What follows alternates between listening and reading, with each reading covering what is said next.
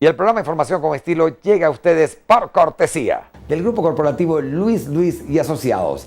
Un programa de actualidad, concientizador de valores éticos y morales, ciudadanía, de generar soluciones, trabajo, progreso, estudios, positivismo, desarrollo, conocimiento, sociedad, convivencia, investigación, valorar, información con estilo, generando soluciones, punto de vista positivo, ciudadanía, logros y virtudes, excelencia venezolana, información con estilo, con Ricardo Fuenmayor Arens, el faraón de la comunicación. Amigas, amigos, realmente es una experiencia fantástica tener el privilegio y el placer de entretener e informar a un público tan maravilloso y tan selecto como ustedes, que se merece de parte nuestra única y exclusivamente lo mejor. Estamos en vivo y en directo para todas y todos ustedes gracias a Mira TV, Canal 9 de Inter. Quienes están disfrutando de un aperitivo en este momento, que tengan un buen apetito. Quienes ya lo hicieron, un excelente provecho, y por su gentil atención de siempre, 1.000.000 de gracias. Tendremos el honor de acompañarles hasta las 8 de la noche en la dirección técnica Antonio Abrantes. Les saludo a quien les habla, Ricardo Fuenmayor Arens, porque ya estamos muy contentos, muy complacidos y muy felices, porque tenemos un entrevistado realmente excepcional. Tiene estudios, por cierto, en psicología en la Universidad Católica Andrés Bello. No conforme con esto, es un investigador independiente en la área social, o en las ciencias sociales, mejor dicho, que es completamente exitoso. Además, es coordinador de un movimiento mejor conocido como Batalla de Punta de Lanza. Sin duda alguna, es un gran honor tener en este programa a una personalidad de la talla y el prestigio como lo es Luis Enrique Gavazut. Bianco, gracias por estar aquí y por honrarnos con tu gratísima presencia. Gracias a ti, Richard, un placer compartir contigo y con toda la prestigiosa audiencia de este magnífico programa y este excelente canal. Fíjate lo siguiente, tú, por cierto, perteneces al equipo del Observatorio Económico de la Presidencia. Cuando hablamos en materia económica, tienes un blog realmente interesante, mejor conocido como 15 y último. ¿Ok? 15 en números y último en letras, para quienes quieran tener la gentileza de visitarlo. Es interesante, por cierto. Ustedes dicen allí, y de paso son palabras del señor presidente de la República, donde tenemos 4 años con el fantasma de la guerra económica. Pero la gente, por supuesto, cuando de manera descriptiva analiza por qué se produce un fenómeno con esta característica, porque hablamos de que tenemos la inflación más alta que existe en todo el globo terráqueo, que realmente es grosera, abismalmente dramática, raya en lo inmoral, y que además tiene fracturado el presupuesto familiar, y además de ello es la protagonista de las colas que se han convertido en un problema de salud pública. No terminamos de entender por qué sencillamente no se aplica el imperio de la ley.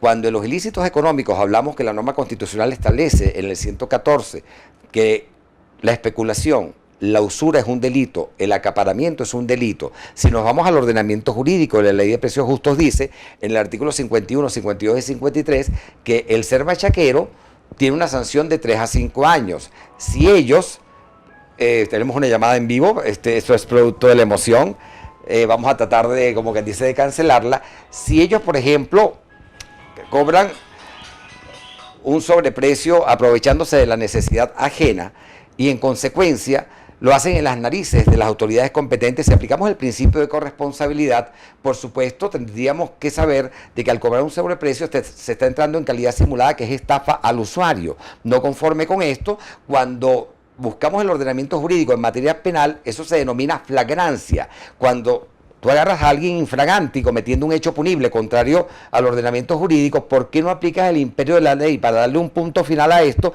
no dejar correr la arruga durante 4 años y en consecuencia fomentar el orden? Porque quienes violan los derechos humanos son quienes actúan de esa manera. ¿Qué opina usted al respecto?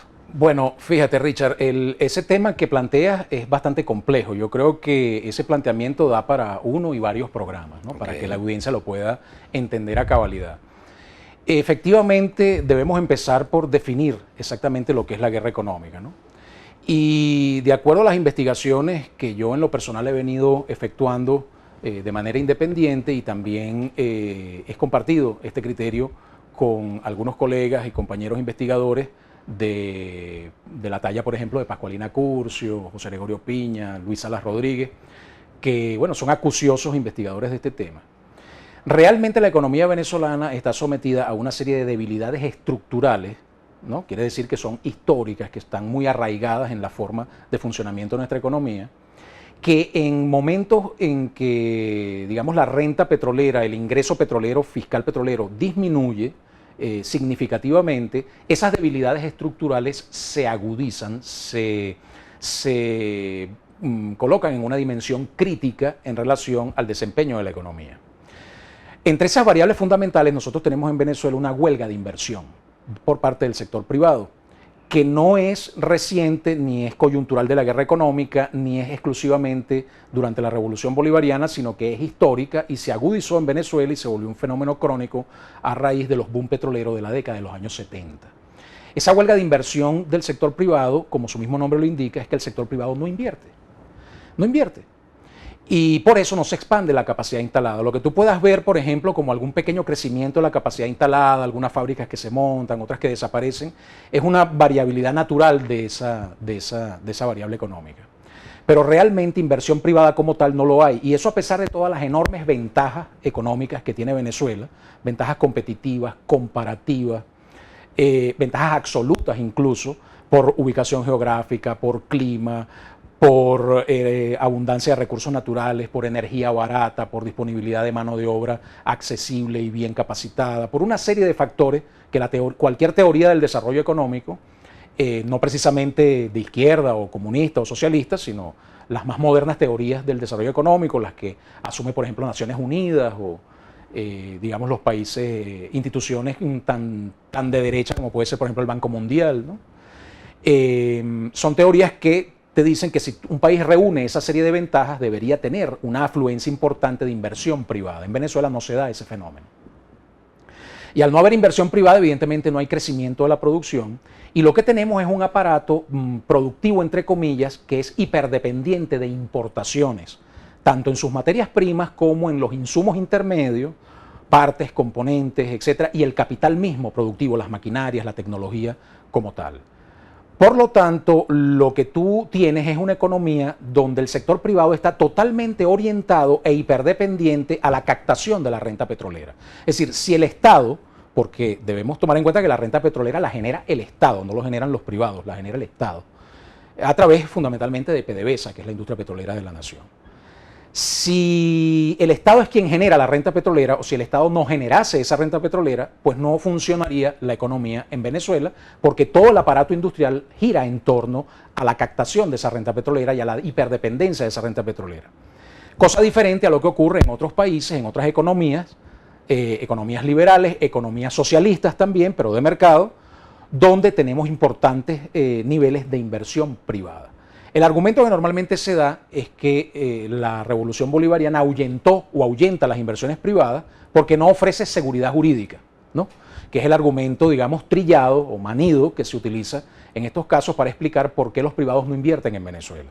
Resulta que eso es falso porque, como te explico, la huelga de inversión es mucho antes de la revolución bolivariana, viene desde la década de los 70, en realidad ha sido estructural de toda la vida, desde que hay petróleo en Venezuela, ¿sí? De 100 años para acá, pero se agudizó con los boom petroleros de la década de los 70 y, por supuesto, eso ha continuado y en la medida en que avanza se vuelve un fenómeno cada vez más pernicioso en la medida en que haya, paradójicamente, bonanzas petroleras.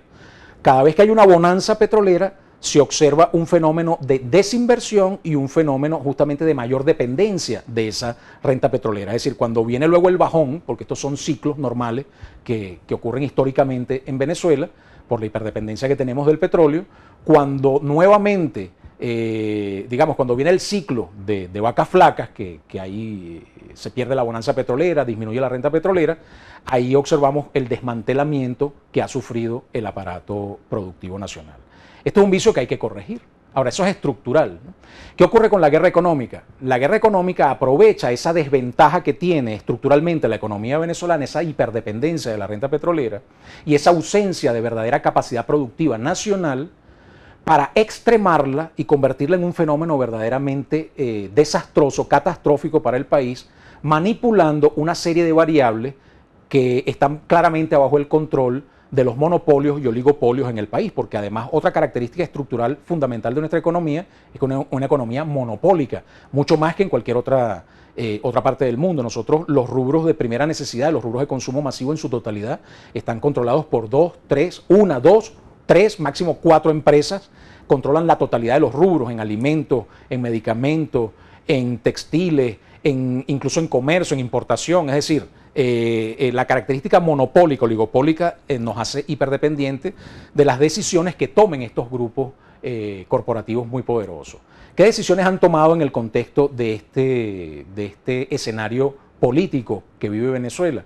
Han tomado la decisión de extremar, agudizar la crisis económica en Venezuela para forzar una salida política por la vía de facto del gobierno legítimamente constituido en el país.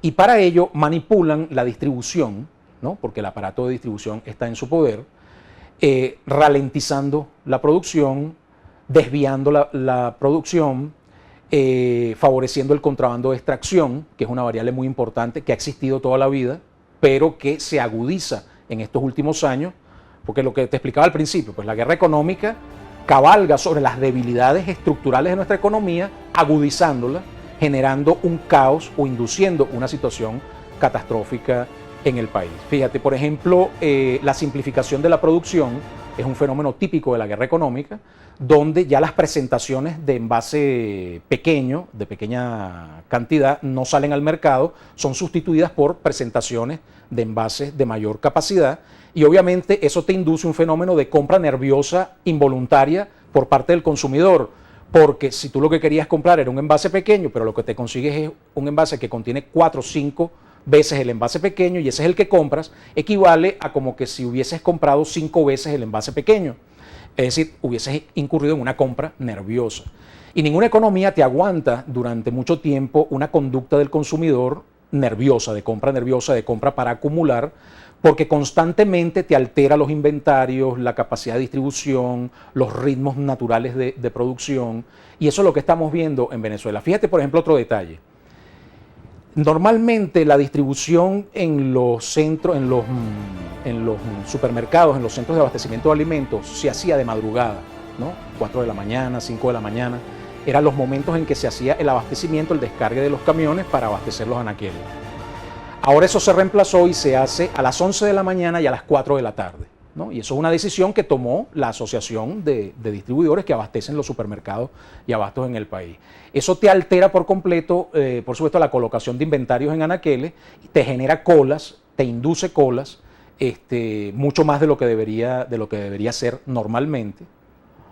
Y bueno, aparte de eso, son otra serie de mecanismos muy importantes, no solamente el control o la distorsión en la producción, la distorsión en la distribución, sino que también tienes otros ingredientes, como por ejemplo la manipulación del tipo de cambio, el dólar today, que es un dólar de guerra terrible, que te manipula el tipo de cambio y te induce una inflación totalmente artificial que no se corresponde ni con las reservas internacionales que tiene Venezuela, ni con la capacidad de pago que tiene Venezuela, ni con las reservas de recursos naturales, sobre todo hidrocarburos, que tiene Venezuela, ni su fortaleza económica verdadera. Por lo tanto, el valor de ese tipo de cambio es totalmente irreal, inducido con la finalidad de generar desasosiego, de disparar la inflación, de generar todo este caos que estamos viviendo. Fíjate esto, en la próxima parte del programa vamos a analizar lo que tiene que ver con el único país del planeta que tiene una economía paralela aplicando la ley del descaro, es Venezuela, para ver cuál es el nuevo sistema, mejor conocido como DICOM, que se va a implementar a partir de la presente fecha y que sin duda alguna va a sustituir un problema que se ha mantenido vigente a través del tiempo como este. También vamos a desarrollar en la próxima parte del programa lo que tiene que ver con los medios de autocomposición, que son los medios alternativos de resolución de conflictos, para ver cómo podemos generar soluciones a través del diálogo y buscar un equilibrio entre las partes involucradas para dirimir una situación económica que se ha mantenido fuertemente en los últimos 4 años y que el resultado de la misma pueda generar políticas públicas que generen bienestar integral y calidad de vida. En la próxima parte del programa hacemos un pequeño paréntesis para ir a comerciales, identificamos la estación y por lo tanto ya venimos con más de información con estilo.